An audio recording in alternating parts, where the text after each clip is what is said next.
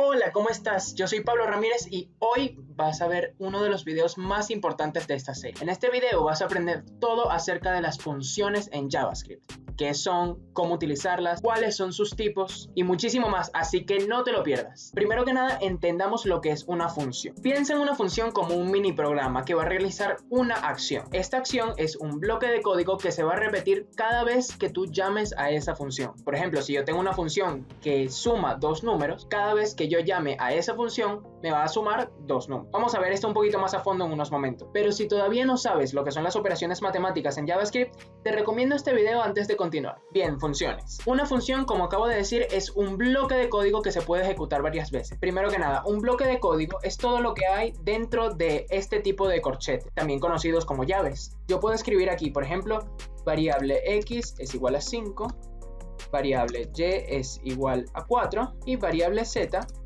es igual a x más y. Para convertir este bloque de código en una función, yo tengo que escribir la palabra clave function antes del bloque de código, seguido del nombre que le quiero dar a la función. Escribo function y el nombre va a ser mi función, aunque puede ser el nombre que tú quieras. Luego de mi función tengo que escribir un par de paréntesis que abren y cierran. Ya vamos a ver para qué sirve. Y voilà, tenemos nuestra función. Por propósitos de prueba vamos a añadir acá un console log de la variable z. Ahora, cada vez que yo llame a la función mi función, me debería loguear en la consola el valor de la variable z, que en este caso debería ser 9. Vamos a verlo. Para hacer un llamado a esta función, yo tengo que escribir su nombre seguido de unos paréntesis que abren y cierran. De esta forma. Mi función abre, cierra y listo. Ahora en esta línea número 10 se va a ejecutar esta función y debería hacer un log a la consola de la variable z. Vamos a guardar esto. Yo ya tengo acá un archivo HTML que me importa mi archivo de JavaScript. Si no sabes cómo hacer esto, chequea este video. Voy a copiar la ruta de mi archivo HTML, me voy al navegador, pego, ingreso. Y está totalmente vacía porque no hemos escrito nada. Entro a la consola de desarrolladores con Ctrl+Shift+I y vemos que me loguea el número 9, tal y como lo esperaba. Si lo notamos, viene de la línea 7 del archivo index, es decir, lo toma desde el lugar donde declaramos la función, no viene desde la llamada a la función, viene desde el console log.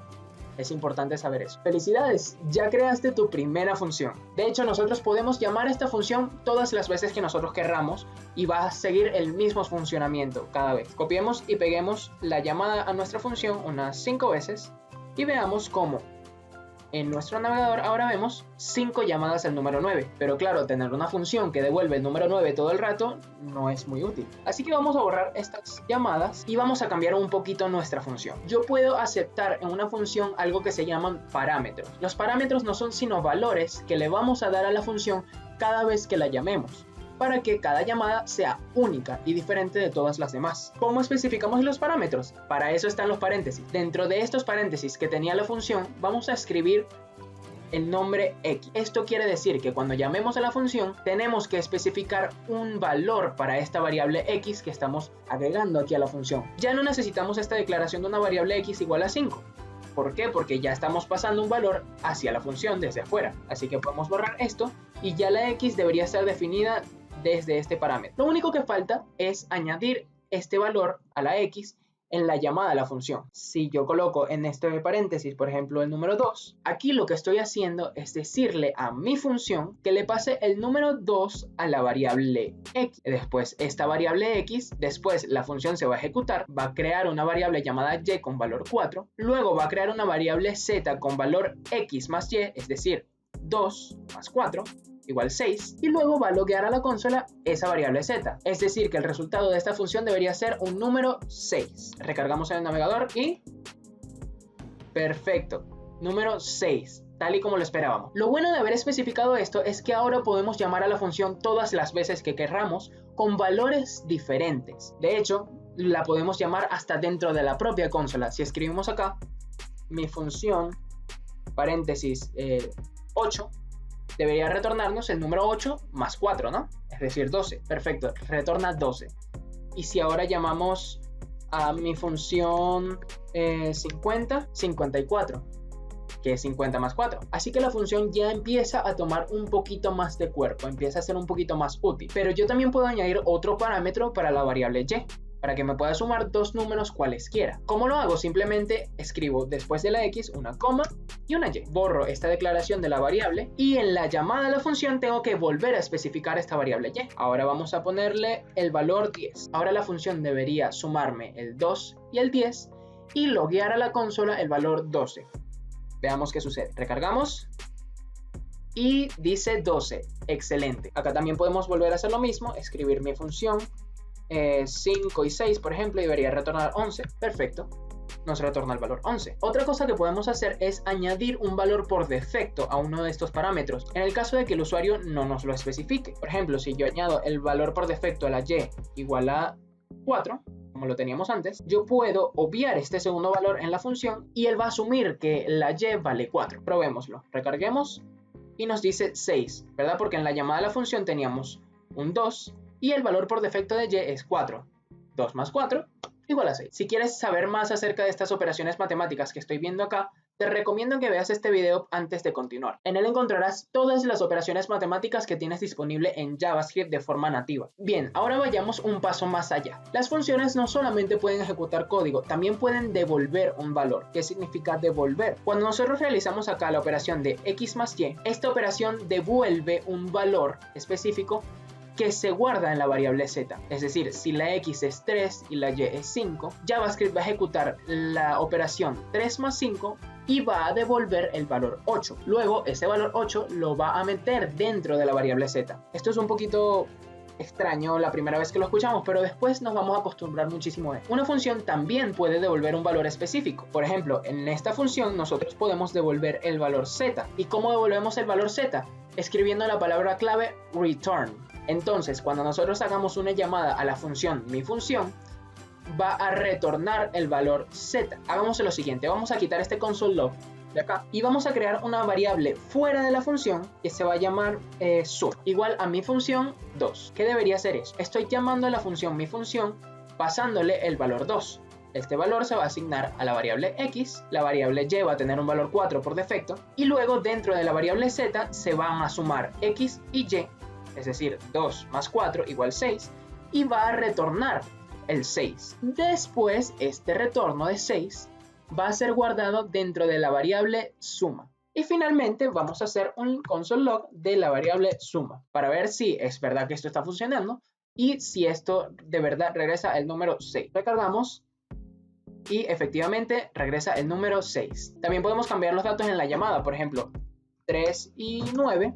Esto debería regresar 12. Recargamos y regresa 12, exactamente. Así que ya podemos usar los retornos de las funciones, que es algo muy importante. Si quieres saber un poquito más de cómo puedes asignar valores a las variables, chequea este video en el que te dejo varios operadores que te van a ser muy útiles para esto. Muy bien, ahora vamos a hablar de algunos tipos de funciones que son especiales y que pueden tener diferentes utilidades dependiendo de lo que quieras hacer. El primer tipo de funciones que vamos a ver son los callbacks, que es simplemente una función que se llama dentro de otra función cuando esta termina de ejecutarse. Se utilizan muchísimo en servidores. Por ejemplo, si yo creo una función llamada muestra que me recibe un parámetro X y una función callback, yo puedo hacer un log acá a la consola del valor X y luego que se loguee este X a la consola, yo voy a ejecutar la siguiente función, voy a ejecutar en la función callback. Ahora yo voy a definir una función que la voy a pasar como callback. Esta función se va a llamar comprueba, no va a recibir ningún parámetro y va a loguear a la consola el valor o en la cadena de texto se mostró satisfactoriamente el valor. Ahora lo que voy a hacer es llamar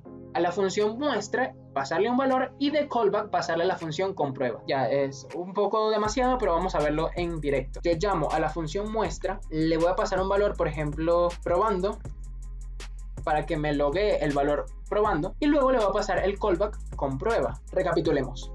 Esta línea de código lo que va a hacer es llamar a la función muestra, que está aquí arriba, va a pasar a la X el valor probando y lo va a loguear a la consola. Luego va a pasar el valor comprueba acá como callback, se va a ejecutar la función, la función comprueba se va a ejecutar y esta función comprueba que está definida aquí va a loguear a la consola el mensaje se mostró satisfactoriamente el valor. Vamos a ver si realmente funciona. Lo que debería pasar acá es que primero se loguea el valor probando y después el valor se mostró satisfactoriamente el valor. Recargamos. Excelente, dice primero probando y después se mostró satisfactoriamente el valor. Esto que estamos viendo acá es una versión muy simplificada de lo que es un callback en la vida real. Es una función simplemente que va a ser llamada dentro de otra función cuando termine de ejecutarse. La siguiente función especial que vamos a ver ahora son las funciones anónimas. La voy a poner acá debajo del callback, ya vas a ver por qué. Como el nombre lo dice, una función anónima es una función que no tiene nombre. ¿Cómo creamos una función anónima? Precisamente la utilizamos como callback. Así que lo que vamos a hacer es lo siguiente. Cuando llamemos a la función muestra, en vez de pasarle una función llamada comprueba, vamos a definir la función dentro de esta llamada. Veamos cómo es esto. Borramos esta llamada comprueba y vamos a escribir la palabra clave function, un par de paréntesis y unos corchetes. Podemos crear acá nuestro salto de línea y dentro de esta definición vamos a escribir este console log que teníamos aquí. Ahora lo que va a suceder es exactamente lo mismo que antes, solo que en vez de haber definido una función extra, estamos definiendo nuestra función callback dentro de la llamada a la función muestra. Y esto suele ser muy útil en bastantes casos. Vamos a guardar, recargamos el navegador y muestra exactamente lo mismo. Probando, se mostró satisfactoriamente el valor. Si queremos ser un poquito más exquisitos, podríamos pasar el valor X al callback, colocarlo acá como parámetro en nuestra función anónima y después de nuestro console log escribir más X y vamos a poner unos 2 puntos. ¿Qué va a hacer esto? Que el callback va a decir cuál es el valor que se mostró satisfactoriamente. Se mostró satisfactoriamente el valor 2 puntos y va a añadir el valor de la X que está pasada por acá como parámetro, que a su vez nos la pasa la función muestra en el callback. Probemos, lo guardemos, recargamos y dice perfecto, se mostró satisfactoriamente el valor probando. Muy bien, ya sabemos lo que es una función anónima. Las funciones anónimas pueden también retornar valores, tener parámetros con defecto, igual que las funciones normales. Ahora vamos con el siguiente tipo de función, que son las funciones flecha o arrow functions. ¿Por qué se llaman funciones flecha? Porque literalmente se escriben como una flecha. ¿Qué sucede con las funciones flecha? Tienen algunas particularidades que las diferencian de las funciones normales y que las hacen muchísimo más sencillas de crear. Por ejemplo, cuando nosotros vamos a crear este callback, en vez de escribir una función anónima, podríamos crear una función flecha quitando la palabra clave function y escribiendo entre el paréntesis y el corchete un igual y un mayor que. Vemos que esto es como un símbolo de una flechita y lo que va a realizar es exactamente lo mismo, solo que nos va a ahorrar el escribir la palabra clave function. Recargamos y vemos que funciona exactamente igual. Lo bueno de las funciones flecha es que podemos ahorrarnos escribir muchísimo. Por ejemplo, acá estos paréntesis no son necesarios ya, porque estamos hablando de una función flecha que tiene un solo parámetro. Quitamos los paréntesis, guardamos, recargamos y funciona exactamente igual. De hecho, podemos simplificarla aún más y escribirla en una sola línea de código. ¿Cómo lo hacemos? Podemos quitar estos corchetes y dejar el console log en la misma línea que la X y la flecha. Recargamos y funciona exactamente igual. Claro, las funciones flecha tienen ciertas restricciones. Por ejemplo, si tenemos 2 parámetros o más, o ningún parámetro, no podemos omitir los paréntesis. Por ejemplo, si tuviéramos acá 2 parámetros X y Y, tendríamos que colocar obligatoriamente los paréntesis.